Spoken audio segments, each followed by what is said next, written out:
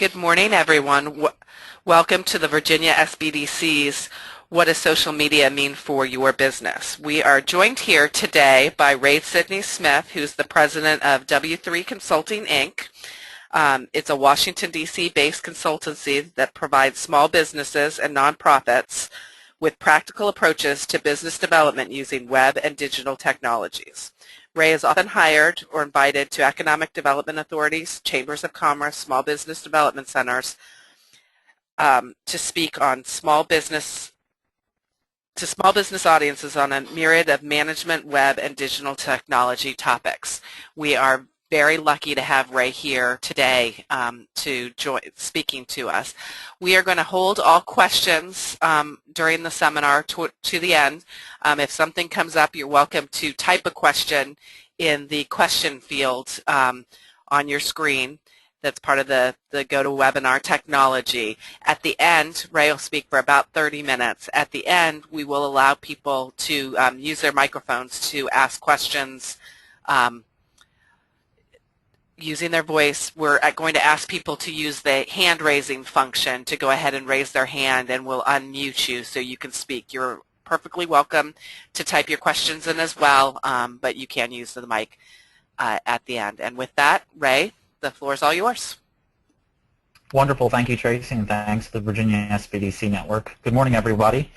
If anyone has any voice issues or blips, just go ahead and let Tracy know, and I can repeat anything that might not be coming through, with any broadband issues. So today we're going to be talking about what does social media mean for small business, and I wanted to start it off with a wonderful social media quote from the great Brian Solis, who is the principal of FutureWorks. He is known as a great thought leader in social media, and he says that social media is about sociology and psychology more than technology. And I really want to take away and add to that, that'll be your takeaway, but I want to also add to that really this is about business as well as sociology and psychology more than it is about technology. So I think that a lot of people fear social media because it's change. But I really believe that if we embrace this as a new business model, we will all be much better off in the future as we move along. So today, I just want to one minor housekeeping item. If you are following along on Twitter and so forth, you can go ahead and send hashtag messages #SocialSmallBiz, and I will be paying attention to them sometime after the webinar, and I can go ahead and answer questions and those types of things. But if anybody is talking on Twitter, go ahead and use the hashtag #SocialSmallBiz. All right. So today we're going to be covering 3 different items. We're going to be covering what is social media, what is the social media of today. I'm going to talk about sort of what practically social media is today, and what we're going to really look for tomorrow as social media develops. What is it going to look like tomorrow? We're then going to talk about what are the major players in social media and how really to best use them right now. And of course, that's going to change over time. But right now, I'll give you sort of the best applicable approaches. And then finally, we're going to talk today about social media best practices and where to learn more about social media. The best practices, I've picked the top 7 that I believe are ones that people typically don't talk about. And so I want to sort of highlight those because I think that they'll be very important for folks, and it's stuff that you probably haven't already heard about social media. So what is social media of today? What will it look like tomorrow so you can prepare? That's a question that I get quite often, and what I want to do is to talk about social media today. Social media today is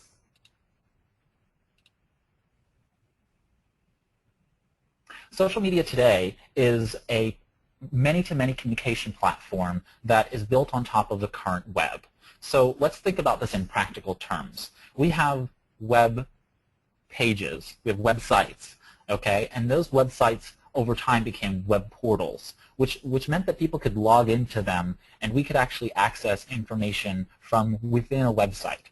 So we had a time when a publisher, a website publisher, basically just put content out there on the web. As a small business owner, that meant like publishing a business card to the web. Okay, so as vital as the business card is to referral networking and word-of-mouth marketing in small business today, is as important as it is to web marketing and as it is to the future as it relates to having a website. So at one time a website was just a practical business card. Well, it's become more than a business card today. What it's become is a tool, not only for marketing, but for operations in your business. Your website should not be a static document that you never visit. Your website today should be a website in which you interact with it, and so does your target audience, as much as possible. The reason for that is because you control the site traffic and the brand experience of your website. The more you market it, the more people will get there, and the more you have control over the brand experience, the more likely you are to have and convert customers. So it's really important for people to figure out today what they're really doing in regard to making their website a place that not only you want to come to, but one in which your customers want to come to every day. And I think a lot of people have difficulty with this, but think about it like going to the office. You go to the office every day, and you're very comfortable with doing things at the office, whether you work in a home office or in a real, regular office space. You go and you show up and you sit down and you use tools, okay? Those tools are the ones in which your customers are looking for you to be able to create. You also use your office as a repository for resources. And today we want to be able to use that in the same way. So I want you to start thinking about your website as your office, as a means for being able to functionally use it, and as a means to be able to bring great content and bring a brand experience to your customers. Okay, so it's a completely different paradigm than yesteryear. But I think that most people can sort of get on sort of board if they have an idea that you're going to your office and you're going to sit down and you're going to do a couple of types of communication with your clients. Well, instead of doing that communication all in analog, that is phone and email, you're now using your website for some of that communication, whether that's document management, whether that's providing tools and calculators on your website for your clients. But today, your website really needs to have and be capable of doing more than just communicating a good brand message. It needs to have functionality as well. Included in that today, we really are going to talk about social media and what components you can really put onto your websites. But your website needs to be social media enabled, which means that it needs to have a lot of the social media content being pulled into your website, which is very simple. And again, don't think about this from the perspective of technology. Think about this from the perspective of business management and good marketing, practicum.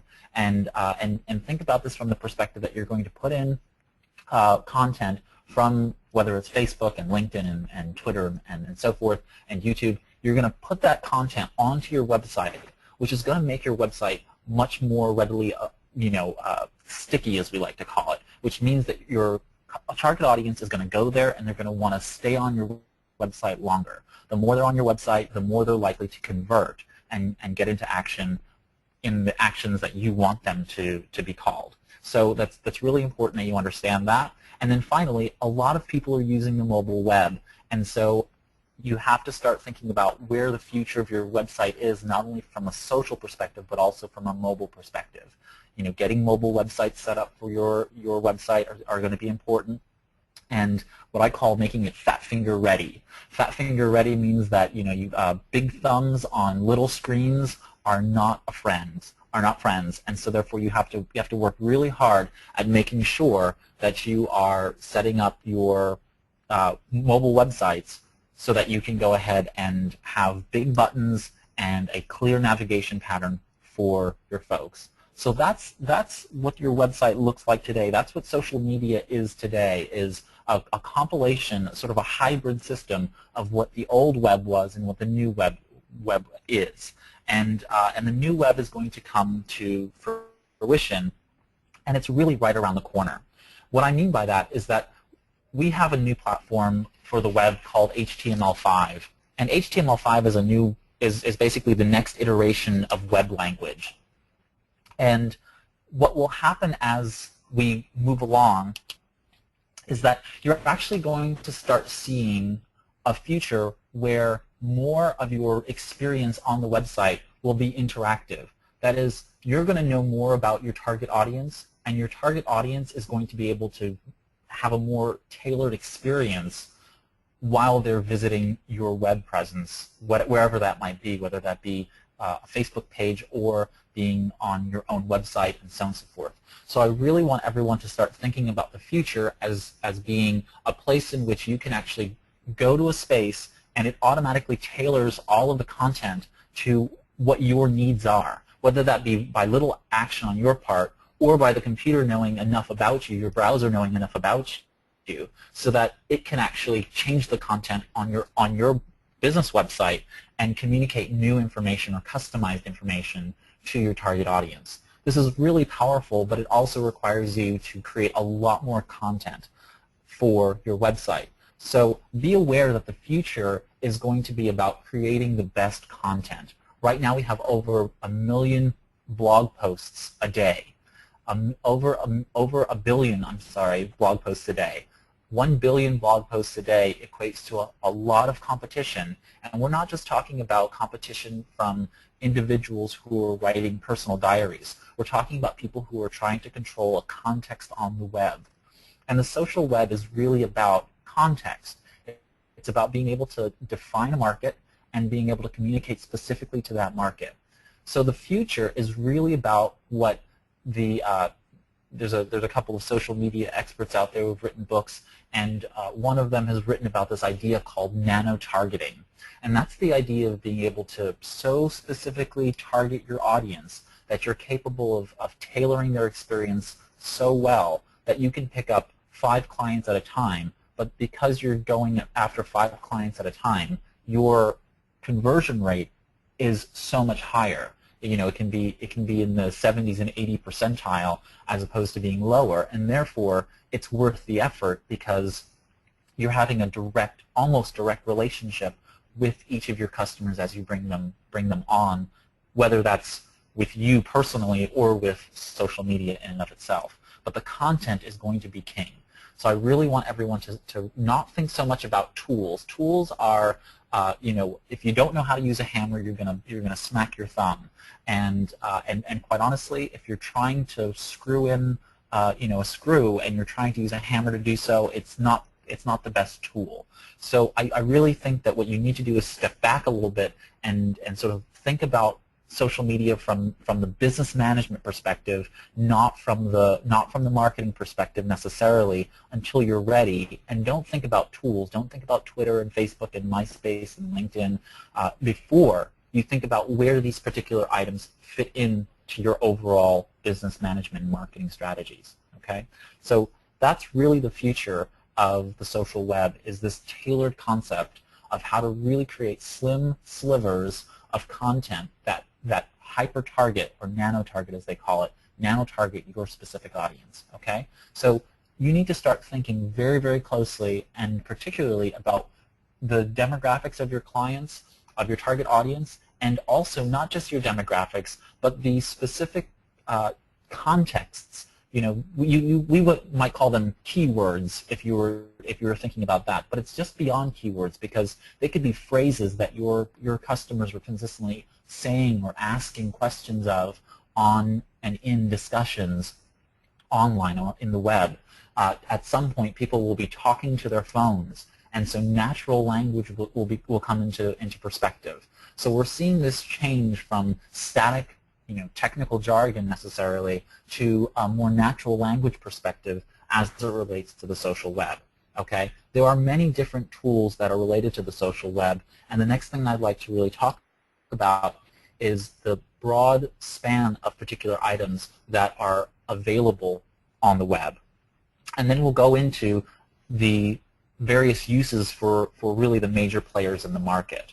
So social media of today is a slim sliver of the majority of people using a slim sliver of each of these various services across all of these areas. Some of them are social games, publishing, which are mostly blogs and social bookmarking to put content in a categorized fashion. Some of them are sharing items where you get to share an experience with people, and others are where you're discussing particular topics. Others are where you're connecting with people, what we call networking or social networking analysis, and the idea that you're actually looking at the connections that you have between people and also the ontologies that you have between objects so that you can then go ahead and figure out what the contexts are and then capitalize on those contexts. So we have about 16 different categories of social media, some of them being social games, virtual worlds, what we call massive multiplayer games, and those are the ones like World of Warcraft and that type of thing. They're highly addictive, and people spend a lot of time in them, and there's a ripe arena for the right businesses to take advantage of those types of things. We have microblogs like Twitter, which we'll talk about shortly, and we have Facebook and Bebo and LinkedIn and Orkut, which is a Google product, and we also have lots of different types of discussion tools like forum tools, email lists, Skype and chat tools. And so as we get into the discussion later, I really want to hear people's questions as it relates to these specific tools, but I want everyone to understand that social media is not just an idea of marketing. It is a platform of tools that you use for communication. And when you use these tools together, they can create not only great operational efficiencies, but they also have the benefit of being able to have broadcast communications and also that type of social communication, that type of bilateral communication where you can have communication with your audience, and then of course many-to-many communication where you can have communication out to many people and everyone can converse with the rest of everyone else. So lots of different tools out there. I really recommend that everyone goes out and just looks at the various different types of tools. If you go to Wikipedia, for instance, and just type in social software, go to Wikipedia and type in social software, you'll come up with all of the various different types of social software that are out there, and just look at the various types of software and the ones in which you think may be practical for you to use, say in your office. I mean, you may decide that only internal social networking is what you want to do in your office. Well, then you can do that. You can install an internal social network right inside your office and use that right among your clients and staff. You can also decide to create a broader network, an external social network, join Facebook and create a Facebook page, and go out there and do large-scale marketing within those platforms as well. And so you have a lot of different types of options, and so I do want to hear people's thoughts as we move our way into the discussion portion of this morning. So first and foremost, I would imagine everybody knows what this like button is, but in case you don't know, it's based on the Facebook platform. Facebook is an external social network, as I probably used the term just a few minutes ago, and Facebook itself, what it does is it gives you an opportunity to be able to connect with people of like interests, okay? So the semantic use of like is really important here because we know that people in general are quick to use the word like. It's sort of like nice and good and bad. We have a tendency to use these more simple words to communicate less evocative emotions, because if you just like something, it's not necessarily that you have some strong passion about it, although you may, it doesn't necessarily imply that. But Facebook has capitalized on the social networking component, really sociology and psychology here right now, which is that they've connected people on what they call the open graph. So Facebook itself has now 600 million users. I mean, it would be the fourth largest country if it was if it had its own municipality or government. It's a large network, and while I don't tell anyone not to be on Facebook, I do tell people to really think about paying attention to what Facebook is best at. Facebook is really best at a target audience that wants to be engaged and wants to be centered around personal issues, family issues, things that help them in their consumer-oriented life, not necessarily in their business-to-business oriented life.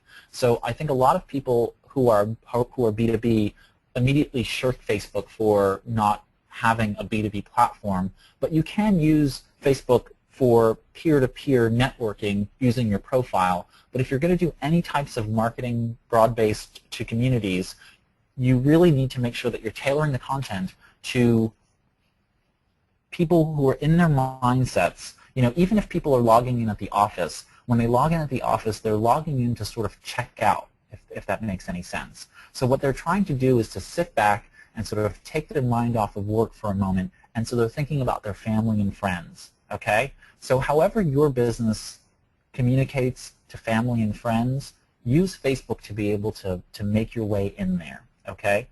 One thing that I consistently hear people doing is creating Facebook profiles instead of Facebook pages, and or creating Facebook groups instead of Facebook pages. Without getting into too much detail this morning, understand that Facebook pages are the way to go. Facebook pages have all of the mechanics necessary for a business to be able to communicate to their target audience, and they're going to start phasing out particular parts of groups and profiles. Clearly is not for business, and it's even against the terms of service for Facebook. So they really want you to use Facebook pages. And I would recommend it for a number of reasons. I won't get into them today, but make sure that you're paying attention to Facebook pages, making sure that you have a presence there, and you're making sure that you know that when you're talking to people on Facebook, you're talking to them specifically about personal and family and friends related issues. So if your product or service meets that need, then Facebook is probably for you. If Facebook is not for you, LinkedIn is your next best platform. LinkedIn is a business professional networking site. LinkedIn has created some new pieces that are really great. So on one end, LinkedIn is great for a web resume, being able to keep on top of your current employment, you know, what's going on in your day-to-day professional life, new accomplishments, credentials that you're obtaining or keeping up. Make sure that you're updating LinkedIn at least on a quarterly basis with new and interesting stuff that's happening in your life. The other part to LinkedIn is getting recommendations from people. And LinkedIn's made a couple of changes to their system in recent months, and so this is going to be based on that, which is LinkedIn now has the ability to create what are called company profiles or company pages also, very similar to a Facebook page. Well, as of last week, you can now go ahead and post status updates, similar to Twitter, on your LinkedIn company page. The beauty of this is that LinkedIn is not really a place where a lot of people spend time. LinkedIn is a place where people go to ask a question and then they leave. But where the real magic happens is in the email marketing that LinkedIn does. LinkedIn produces millions of emails a day that go out to all of its members with updates as to what's happening on the site. And actually most professionals who are on LinkedIn, a super majority of them, actually receive those emails. So on a regular basis, as a member of LinkedIn, when you post company status updates, they're showing up in the inboxes of your target audience, and they're reading them. That's really powerful for those of you who do not have email marketing newsletters, for those of you who don't have blogs. This can be a very powerful new tool, and I would recommend that everyone go out there and really start looking at the company pages. The company pages also allow you to do a couple of really cool things. Number one, you can put in all of your products and services that each have their own page. You can put in your own YouTube clips, embed a YouTube clip within the product or service page, where you can address that specific target audience. So if you have a business-to-business, environment, and you're trying to, communicate to your potential, colleague, potential customer, and you want to be able to have that face-to-face with them, you can record a quick video. It doesn't have to be high quality. It just needs to have a professional tone to it. And you go ahead and you can talk right to them about that product or service right within the LinkedIn company profile. That's really powerful when they can see the benefits, the features and benefits of your service in print. They can see you demonstrate the product or show visuals within the video of your product and help convey them visually and textually, and obviously audio-wise while you're there. So very powerful tool. You can provide links and separate contacts to folks right there within the LinkedIn system. So all in all, I think that LinkedIn is a very, very powerful tool for B2B marketing. Next up on it is my favorite. I will not lie. I have a very huge bias toward Twitter. I am a tweep, as they call them. I love Twitter. I think Twitter is the way of the future. Psychologically, our minds are becoming much more tuned to small pieces of information and having them contextualized. This is a whole neuroscience field. We have three brains, as we call them: the neurocortex, the middle brain, and what we call the old brain. The old brain responds specifically to emotions, and the neocortex responds to the more refined details of our daily life and helps us make decisions. Well, the old brain gets the information first. And this is where Twitter works really, really well, because the old brain likes short messages that are succinct and clear. If you can communicate in headlines, go to your local Barnes & Noble or other bookseller or magazine stand and just look at the headlines that show up on magazines. And those are really tweets. Those are the messages that are going out and getting people to open those magazines and want to consume them. When you're on Twitter, you want to be able to curate content from your website and put them on Twitter so that people are excited to go ahead and engage with your content. Okay? Twitter is good for three different types of communication. What I call one-to-one communication, one-to-many communication, that is one to your target audience, and then finally a many-to-many communication in live environments. Twitter is really meant to be a mobile real-time communication platform, but it really hasn't. The ecosystem has really made it into multiple different things. So first and foremost, we have Twitter being a one-to-one tool. You can go ahead and network with people individually. You should go out and strategically connect with people, whether that be vendors, marketing alliances, and so on and so forth, in the Twitter system, and connect with them on a one-to-one basis. The other way that you connect one-to-one with people on Twitter is by going to search.twitter.com or going to twitter.com/search-advanced. And when you go to the advanced search screen within Twitter, you're capable of looking at a whole new paradigm of searching Twitter for specific people who have specific needs. So if you're looking for a really easy way to do that, go to your website, look at your keywords that you use to market your website in terms of search engine optimization. Type in one of those keyword terms, your zip code, and see how many people are talking about your particular product in your particular zip code. And then you keep broadening it until you find out where those conversations are happening in your particular area. So we know that most business for small businesses are done within 5 square miles of the central part of your location, the center of your location. And so you can look within a 5, 10, 15-mile radius and see all of the conversations that are happening with people who need your services at that time and place. Okay, so very, very powerful tool. The next one is one-to-many, which is over time people will follow you, and the more people that follow you, you then have the ability to communicate messages to them. As plain and simple as that. So you can market those curated pieces of content out to them. The final one is the many-to-many live communication platform. And the many-to-many live communication platform is one in which you go ahead and whether you're at a live event, whether you're in just a live Twitter chat, or if you're at an event where you're stationary and watching a presenter, like here today, I gave you the hashtag #SocialSmallBiz, you could go ahead into Twitter, go to a tool like tweetchat.com, and actually interact with other people who are on this webinar and communicate about what's happening, saying, wow, I found out this really great piece of information about Twitter or Facebook or LinkedIn and X and Y, and let people know about what's happening and share and network and so on and so forth. These live event tweets are actually the most powerful tool within Twitter because people are much more likely to listen to you and much more likely to retweet messages, which is syndicating your messages out to other people, and you get a much larger influence and what we call outreach or reach to broader audiences by being a part of live events. So really think of Twitter as being a live event, a real-time communication tool for these types of live or virtual live events.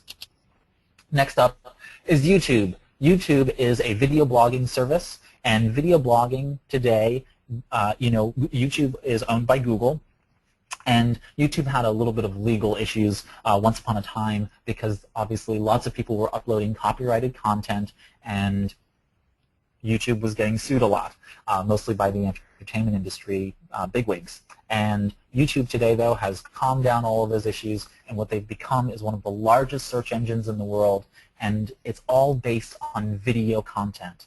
So YouTube is best for being able to communicate visually how-tos, tutorials, product demonstrations, things of that nature are really wonderful on YouTube. And the wonderful part about YouTube is that you can syndicate them on your own website using very simple code, and you can get those out to many different broader networks. The one tip that I would leave for YouTube with you all is that don't just post on YouTube. Everyone posts on YouTube. It's a very, very wonderful place to post. You have to post there. But there are other services like Veo and Vimeo and Google Video. Yes, Google has their own competing video product to YouTube. That's called Google Video, and you should be posting there as well. The more captions that are rich with your keywords that lead to your website based on the content that you're posting is going to be very, very powerful. We're going to see technology in the next couple of years that will start scanning the videos. Google's already doing this in the background, I know it. They are scanning the technology is scanning the frames of your videos, and they're going to start OCRing, what we call optical character recognition, and they're basically lifting text from your videos. So make sure that your videos have good text, clean text in them, so that once Google does start scanning them, they're pulling out your keywords, your company name, and indexing those within the search engine as well. So quick tip, make sure that you are putting in splash pages within the beginnings and endings of your videos that have clear text that are keyword rich about your business products and services and the keywords associated with them. And last but not least is the great and almighty Google. Google has just created a new social network, what they call an identity service, because you actually have to be somebody in order to be able to be connected with it. You can't if they don't want you to have a pseudonym or to be anonymous within the system. They want you to be Joe Smith, in the system. And Google Plus is a direct competitor with Facebook, but it's also a brand new platform and sort of thinking about how social networking works. The way it works is that you have this place where you are ubiquitously connected to Google in some way, shape, or form. Almost everyone uses a Google product today, whether they know it or not. And when you're in Google, you can be logged in, and now you can basically associate yourself with all of the various services that you're using within Google. And when you're in there, you go ahead and basically share your content among people. But you have control over every piece of content and everyone that you're sharing with. And you have this limitless control over where things are being shared and where things are not being shared among those folks. They call them circles. Google Plus is a player in the market for not only personal networking, but also professional networking, and soon Google will be launching a business component to Google+. When that happens, you're going to see a couple of things come into place. One is that Google has a feature called +1, and you might have seen it on a couple of websites. It was actually on the first slide of this presentation. But it's a little +1 button, and it's white. When you do a Google search, those +1s are coming from people who are logged into Google and basically recommend it within your network, okay? So if I see a website that I think is good, I'm going to +1 it. That's like a thumbs up or a like in Facebook. But unlike Facebook, I don't go to Facebook to find my dentist in a particular city or locality. I go to Google and I type that in. Well, what happens is now that I'm logged into the Google Plus system and I type in dentist in Middleton, Virginia, in Middleburg, Virginia, for instance, and I go ahead and type that into Google, the first 4 posts that I see on the page, one of them has a +1 next to it that comes from my brother or a potential sibling or a friend or a colleague, and they've recommended it. Right within the search engine, I now have a more likely target for choosing that. I'm more likely to choose that particular dentist because they were recommended by that person just from the +1.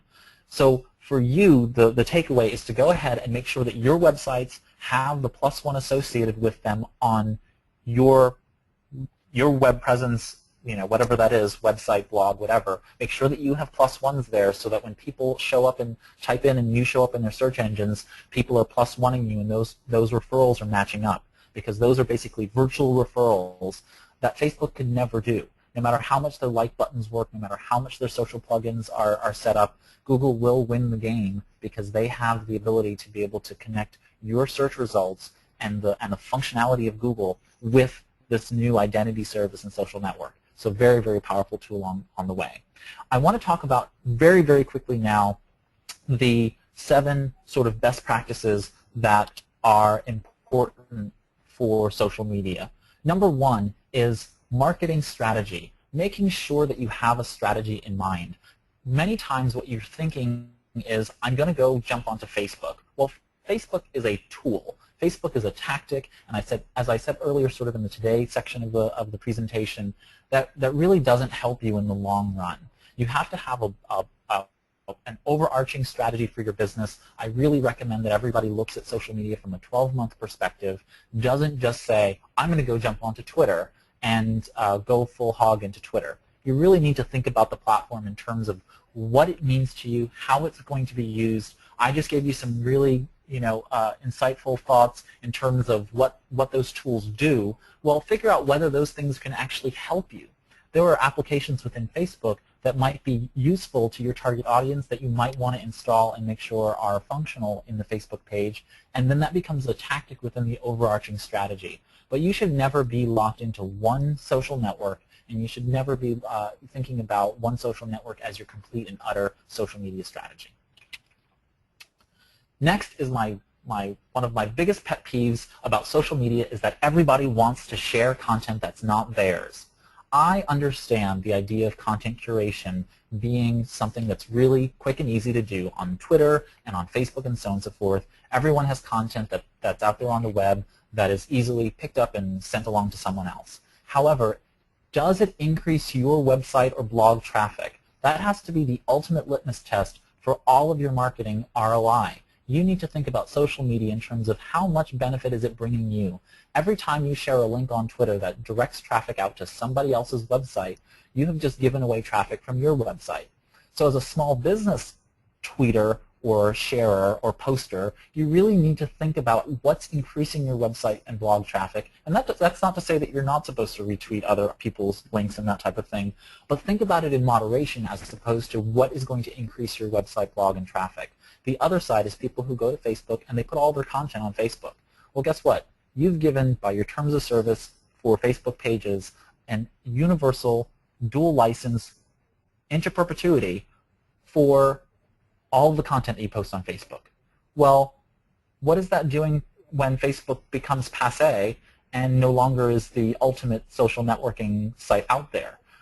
There is at least 50 new social networks a day attempting and telling everyone that they're going to be the next Facebook. Okay? One day, one of them is going to win.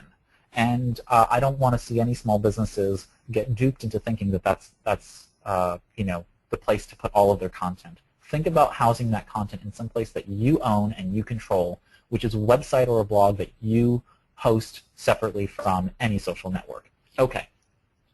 So, next.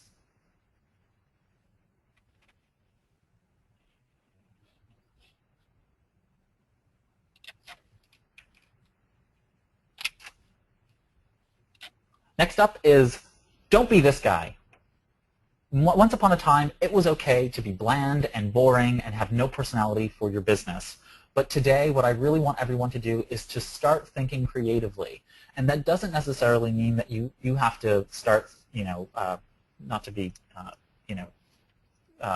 pedantic, but thinking outside the box or whatever, but really start thinking about the tools outside of their intended purposes so that you can start thinking about how they can be used for your business. A lot of times these tools are built for very specific purposes by people who are not necessarily business-minded. So you have to sort of get creative with the products and use them in ways in which they may not necessarily be intended to work. Will that always breed success? No, but you'll learn something from every single time you try a new piece of social technology. So go out and try them. Nothing is going to break or happen that you can't sort of reverse. So go ahead and test things out, do everything in beta, and focus on making sure that you're moving in a positive direction as it relates to really thinking about the tools beyond just how they were structured.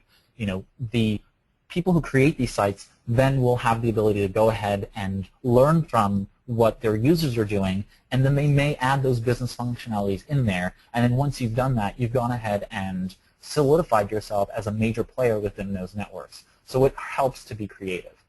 Next, don't be this guy either.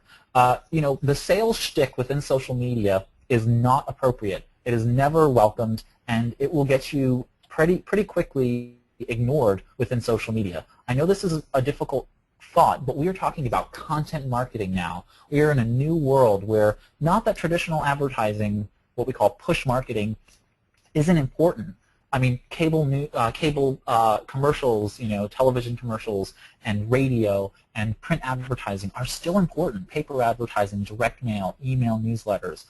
Email is one of the most effective marketing tools still out there today, and more effective than social media. And we need to make sure we're still doing those. But when you're in social media, you are bringing people to you. You are reducing barriers, the Porter's Law, reducing barriers to entry for your clients and target audience. You are not pushing sales upon them. What you want to do is you want to reduce every barrier they have to purchasing your product and making sure that you're available for them to do that.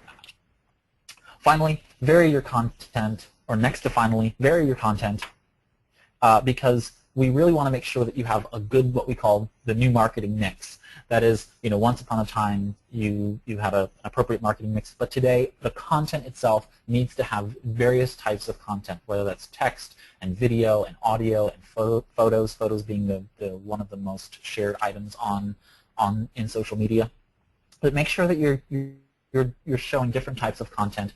I can't impress upon you enough that just text after text after text, blog post or shared item becomes sort of rote and loses people's attention, and it will lose your audience. This picture pretty much speaks for itself, but timing is everything. We're not just talking about the times of your posts, but the focus of your posts, the brand message of your posts. All of those things need to be done in line with what's happening in the entire ecosystem, as well as the time of day and the day of week and so on and so forth. Really pay attention to what's happening when you post messages and how people are reacting and engaging with that content, and make sure that you're paying attention to timing. I think that a lot of people just go ahead and say, I'm going to post everything on Saturday morning, and because that's when I have time. Well, the reality is that on Saturday morning, nobody's paying attention potentially to your product. Make sure that you're paying attention to the times in which people are going ahead and connecting with your content and posting at those times. Also, pay attention to when conversations are happening. If a lot of people are talking about football on Monday nights, then guess what? If you sell concession stuff to football, folks, well, then you need to go ahead and market to those folks when they're in tune with what's happening. You want to be able to touch them when they're thinking about the context of what you're doing. So really important to focus on timing. Next is to focus, brand, and iterate. I was once told that your brain never is out of focus. Distraction is somewhat of a misnomer or a malapropism, because what happens is your brain is always focused on something, just not on what you necessarily think it should be focused on, if that makes any sense. The same thing with branding is sort of in play here as well, which is that you may not be creating a brand for your business, but every time your client experiences a touch point with your business, they are creating a brand for you. So in essence, you need to focus, you need to brand, and therefore you need to do the same thing in social media. All of your marketing needs to be connected to the same sort of network and theme of your branding. That's why I like a 12-month calendar, because you can look at the calendar going forward and you can say, what's the focus of sales right now and revenue, and what's the focus of our brand? What is our brand message for January? What's our brand message for February and March and April and May? And then focus all of the messages that you're putting out there within that confine. Creativity works best within parameters. So what happens when you want to learn more? First, I would recommend that you go check out a website called Mashable.com. Mashable itself is a website all about social media and technology and business, and they have tons of really great posts, wonderful stuff. But the real magic is in the comments. So if you folks are going to Mashable and you want to subscribe to their RSS feed or watch their YouTube channels or follow their StumbleUpon, go ahead and do that, but make sure you're reading the comments. I'm always in the comments writing what in essence are short blog posts within the comments to give additional information where Mashable editors as well as journalists miss things. So you'll consistently find me within the Discus system, which is the commenting system that Mashable uses, making commentary on the business items about social media and social networking that are being missed by Mashable folks. So I recommend that you go ahead and pay attention to the comments in Mashable. Next is HubSpot. If you go to hubspot.com/marketing-resources, they have a wonderful cadre of resources, including the social media marketing kit. They have an inbound marketing university, but lots of really great stuff. HubSpot itself has a marketing software that allows you to be able to track social media marketing, but for the most part, this marketing section of their website is really fantastic. And last but not least, I wouldn't be me if I didn't plug my own blog, but I'm relaunching the blog in the next couple of days, and it's going to have all sorts of new content. I'm going to be releasing all of my old posts that I've only allowed to clients. I'll be making them public soon. So go ahead and check out w3cinc.com/blog. The blog is called Web and Beyond because it's about what's happening on the web and beyond. So go ahead and check that out. And a bonus tip is that I've just published a new or revised white paper called 10 Tips to Social Media Success, or 10 Tips for Social Media Success. Go on out there and go to the blog, click on Contact and request a copy, and I'll go ahead and send you a copy of that if you provide your email address. It's a PDF, and it goes through sort of the 10 best ways to really start your way into social media. So today what we did is we reviewed what social media is, the major players, and some best practices on where to go and get more information. If you have any other questions, feel free to go ahead after the webinar and send those at W3 Consulting to Social Small Biz. And with that, I will leave it to Tracy. Well, Ray, we had a few questions as you were going on, so I'm going to go ahead and read those out again. If anyone has questions, if you want to raise your hand, I'll unmute your mic and you can ask Ray directly, or you can go ahead and type them into the question field. Our first question comes from Richard Romero. He says, your suggestions are very helpful, but with all the activities that small business people undertake, how can we get our arms around all the social marketing initiatives? I say go back to my slide about focus. You can't do everything, and you should really think, Richard, about what are the things that are going to provide you with the best return on investment that are best guesses, and then beta test them. There's nothing better than trying for a couple of weeks one particular tactic within the overall strategy. Create a strategy, look at how it's going to work in the greater timeline of your business, try out a tactic like Facebook for a couple of weeks and see what type of traction you get with a little bit of Facebook advertising and a lot of social networking and posting on the page, and seeing what types of content gets and garners the most interactivity, engagement with your target audience, and then see whether you want to continue on. And then you may add another component after that. But really, I like to work in about 6-week patterns with my clients, making sure that they're launching one particular item and at least going 6 weeks with it so that they're comfortable with that particular technology and platform before they implement the next tactic. Okay? So what happens is there's a bell curve in terms of the cost in getting in there and learning about the system and so on and so forth. But over time, the amount of time that you actually spend on those particular places ends up reducing because you become more efficient and more comfortable using the technology. The other thing is to really learn how to use the technology well. Many people on the line right now have cell phones, that you have mobile devices that do a number of different things that you probably don't even believe it does. Some people come to me every day and they ask me how to use their smartphones as well as their feature mobile phones, and they actually don't even know that their feature phones can browse the web, that they can interact with Google Calendar by text message. So really learn the tools in social media well enough so that you're capable of streamlining and creating those efficiencies. Thanks for answering that, Ray. A couple of questions that are more along the line of just following up on things that you said earlier. Joyce has asked if you would go back to the slide with the address where the attendees can send you questions. I think that was the previous slide. And I would recommend that everyone just goes to w3cinc.com/blog, and there's a contact button, and it's actually on your screen right now is the link. Okay. then So if you also, go to w3cinc.com/blog, there's a contact button. great. You went through those video sites, the ones other than YouTube, really quickly. Could you go back to that and just give us an example of some of the other sites out there?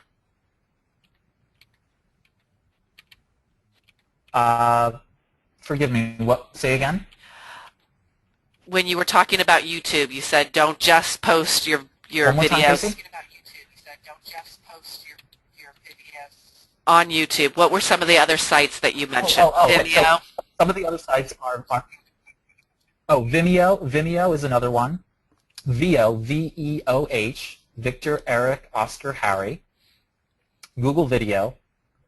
And there are specific video social networks like Tout, T-O-U-T, Tom, Oscar, Umbrella, Tom, that are short 15-second videos, and they're all about giving these short sort of glimpses into your life, but in this case, in a small business context, your small business. So you can give these short little 15-minute mini elevator pitches within Tout and really highlight just a feature of your business, a benefit of your business, a client giving a testimonial. So really think about these niche markets. There's one specifically for teachers, EducatorTube, I think it's called.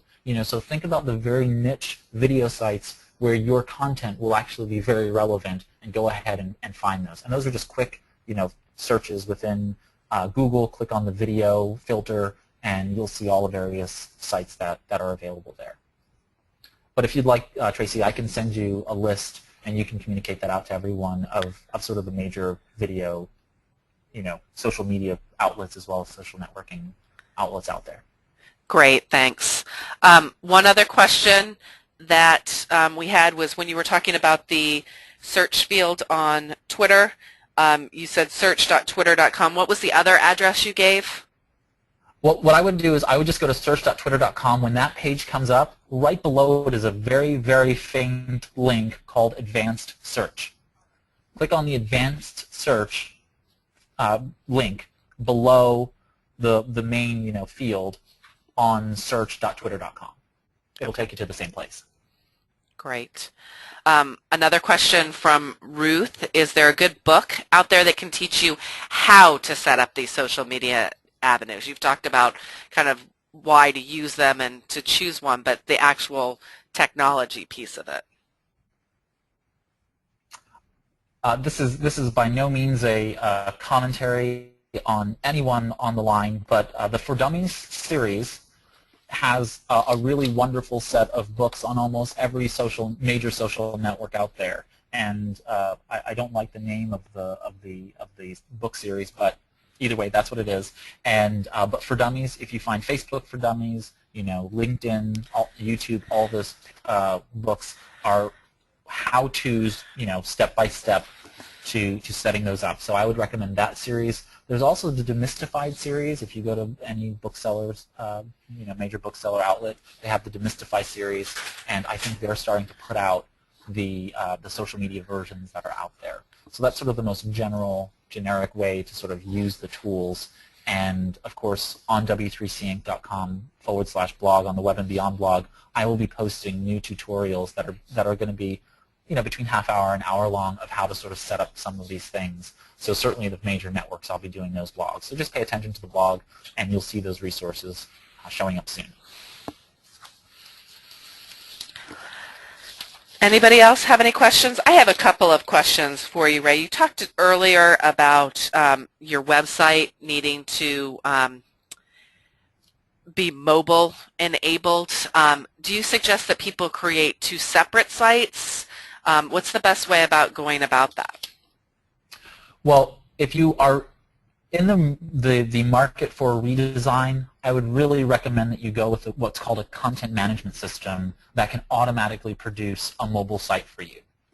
So if you're in the market for a new website, go ahead and make sure that your web developer is using a content management system, and that content management is auto-generating, meaning that when you go and look at your web page on a mobile device, it automatically knows that you're on a mobile device and shrinks it to the mobile site for you. If you have a regular website and you don't currently plan on redeveloping it, there are several tools out there. One's called Mobilify. Google has one called the Google Mobilizer, Mobilizer, Lizer, and Google Mobilizer will create a mini website for you that you can sort of make some modifications to, and you can put that mobile web link right at the top of your current web page so that when people do go to your site, if it's not rendering properly on a mobile device, they can go ahead and click the mobile site and take them to that separate site. That's really, it needs to be only needs to be a couple of pages, and it needs to direct them to the major calls to action from your website. So the major functions of your website need to be in there, and like I said, they need to be fat finger ready. Great. Joyce asked if on your best practice number 3, the be creative in your use of tools, work outside the box. Can you give an example of that? Sure. So the major example is our Wikipedia. Wikipedia started out as an encyclopedia for the people by the people, and what it's turned into is still the largest online encyclopedia on the planet. But it's also turned into a wonderful place for people to market about their businesses. So people have actually created, if their business has had achievements and credentials and items of note, you can go out there and create a Wikipedia page about your business that gives you search engine optimization, growth, and all sorts of other stuff by being able to use and leverage a social media technology that really wasn't built for it. The other side is Twitter. Twitter was never meant to be a business tool. Twitter was supposed to be a means for allowing people to communicate from mobile to mobile without giving out cell phone numbers, so that you'd have this pseudonymity associated so that you could be able to communicate on context, but from mobile phone to mobile phone or from desk to mobile phone.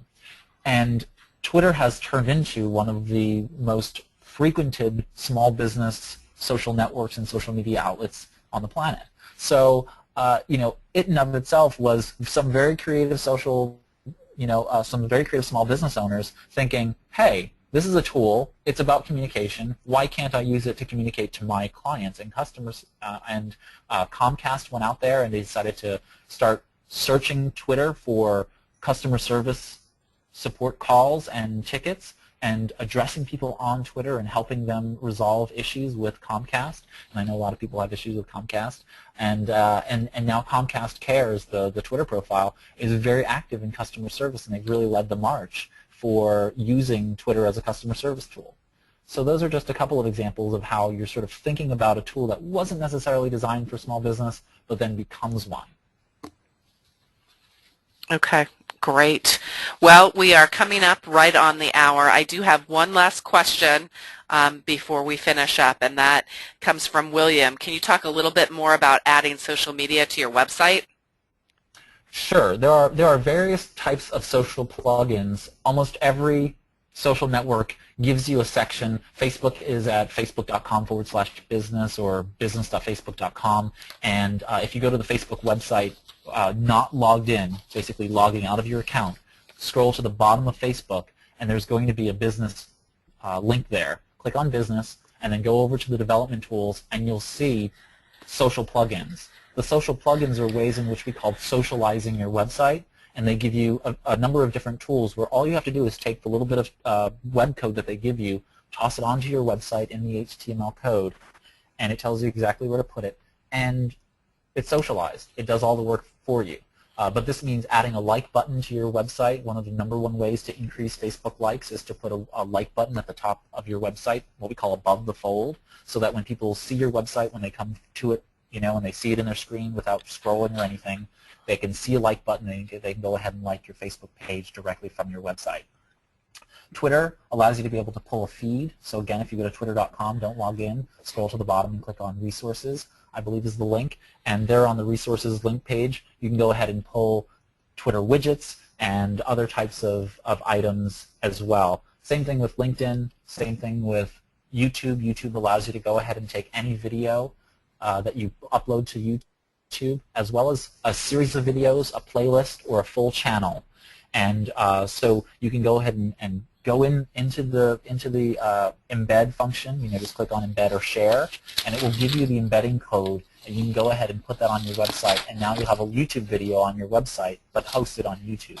So it keeps people right there engaged with content that you've created on your website for a longer period of time. But all of those various networks give you the tools. If they don't, really, talk to your web developer or the person who handles your website and ask them for help. And if not, then, reach out to the broader audience. Use your social media to find other folks who can help you, because there's most likely somebody out there who's also done it, learned the hard way, and can offer you that guidance. So there's lots of resources out there for you.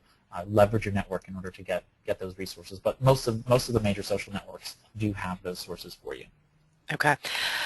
Well, we've hit 12 o'clock. Actually, I do, Ray, if you can quickly, I've got one last question. I think you should be able to answer it pretty quickly. Can you give a couple of examples of content management systems? Sure. One would be actually the blog engine called WordPress. WordPress started out as a blog software, and so bloggers used it, and it's become a really strong content management system because, in my opinion, a lot of websites are going to be blogs in the future anyway. So why not beat them to the punch and just launch your entire website on as a content management system built on top of WordPress. So WordPress is one of them, but the other major ones are all open source software, so is WordPress. You just need to find a hosting plan to do that. And the other ones are Joomla, which is an open source one that has a brother project or a sister project called Mambo that's in less favor. There's Drupal, D-R-U-P-A-L. Joomla is J-O-O-M-L-A. So there's Joomla, Drupal. A commercial product called Expression Engine is another one of the more sophisticated products that allows you to do a lot of stuff with little to no, web understanding.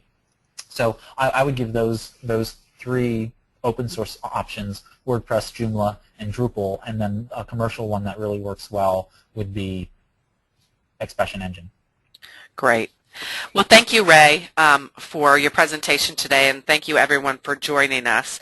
I wanted to do a couple of housekeeping plugs at the end because it wouldn't be good for me not to, but I wanted to let everybody know that on November 2nd, we'll be having a second webinar with Ray. He'll be talking about the mobile web during that webinar. I also wanted to let folks know that Ray is available through your local Small Business Development Center to do a 45-minute web marketing consultation using Skype.